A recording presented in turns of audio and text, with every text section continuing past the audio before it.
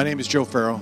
I'm the Commissioner of the California Highway Patrol, and my story starts really as a small boy. I was born and raised in Tokyo, Japan. I'm Japanese American. Came to the United States of America in 1963 and moved into Monterey, California. It was predominantly there weren't a lot of people of color in Monterey at the time, and when I went to elementary school there, my English was poor at best, and it was very difficult to adapt into this really an all-white school. And I don't mean it in a bad way. I mean it was just a difficult way to adapt. And certainly the differences of my culture and my upbringing was far different from the culture in which I was trying to ingrain myself at the time. And in 1963 was a different time in America, where that a lot of things that could be said and bullying and things like that were dominant in our school. And it was a very, very difficult time for myself and my two brothers that all went to the same elementary school. And as we kind of worked our way through some of the problems that were associated with that at the time, I found comfort dealing with law enforcement within the Monterey area. They had a program where they took young kids and they taught them how to direct traffic and be school crossing guards at the elementary schools. And back then we'd go out before and after school, and we'd have a little sign. You'd hold up for stop, and the kids would walk across.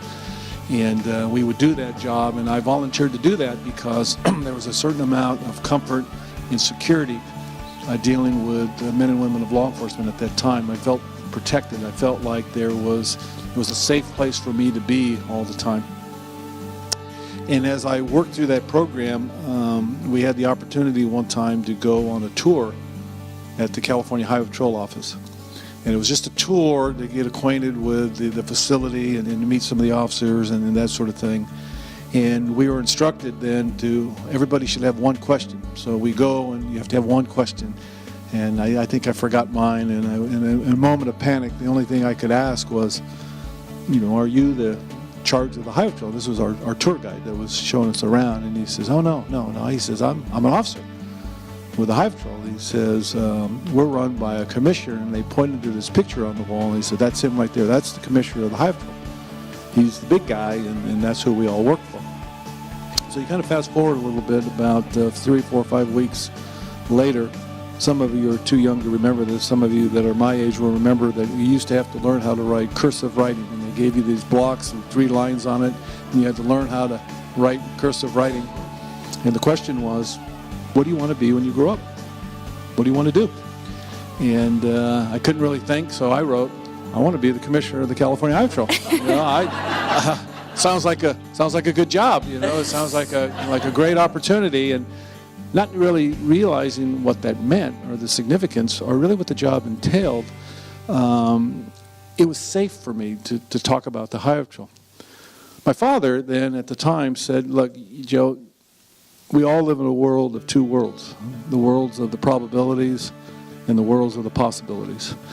And the probabilities is sometimes the easier route for people to take, that the path just kind of leads you to a probability of a world. The possibility world is the one that's more difficult. The possibility is the world of where you have vision, but you have to have drive and you have to have opportunity, but you have to have the insight and the drive to try to accomplish certain things. And at that early age, that's kind of the age I put myself on, was, okay, I want to do the possibility world, and set my sights very, very, very high. And as opportunities kind of presented, it's kind of interesting that, our paths are very the same, is that I had 2 worlds in which I lived in. One was the world where I wanted to get a job and I wanted to go to work for the Highway Patrol, but the other world was high school sports, wrestling. And wrestling was what I was able to do because it was an individual sport. It was me against an opponent, and that's how we trained back then. But I got very, very fortunate to be able to come onto the Highway Patrol at a very young age, and it really is one of the only jobs I've ever had. I actually joined the Highway Patrol as I was going through college, and my college education, up including receiving my master's degree from San Diego State, all occurred after I came on the Highway Patrol. And it's been really a fascinating ride for me. I was blessed in 2008 when then Governor Arnold Schwarzenegger appointed me to become the Commissioner of the Highway Patrol. And it was a very interesting time for me because and it wasn't a title that I wanted. I didn't even know they were going to use it, and I'm not even sure why we still at this time. But they appointed me, and they said that he is the first Japanese American to be the Commissioner of the California Highway Patrol. And I know what they were trying to say, and I know why they said it, but it wasn't really the title I was looking for. What I was really looking for was that I was able to do this on my own merits in hard work that we were able to do, that I had the opportunity to be able to do that, and one that I was going to be able to run and excel in. And as I look back, and I look back at my entire career, there are many, many, many hurdles probably all of us have had to jump over throughout our lives. But there are also many, many opportunities. And really that's why we have formed the foundation really in our organization, is to try to figure out how we as a law enforcement agency can be part of the communities in which we serve and truly understand those communities. I'll tell you that isn't always the easiest thing, because right now, as you know, there's a discussion going around the nation about law enforcement and how we fit into communities. And I can tell you, because of how I was raised and where I was raised, that I really truly believe that we have to listen to what is being said to make sure that, you know, we're involved in these dialogues and these interactions, because I don't think law enforcement today truly gets it right every single time. There's a lot of work to be done. And I think some of the work that we have to do is really laid back in 1963 when I was here, when I figured out that, hey, to be successful, we have to really coexist, understand one another, and really look for those possibilities in all of us. And so for me, it's an honor to be able to share a few minutes in my story of my life with all of you.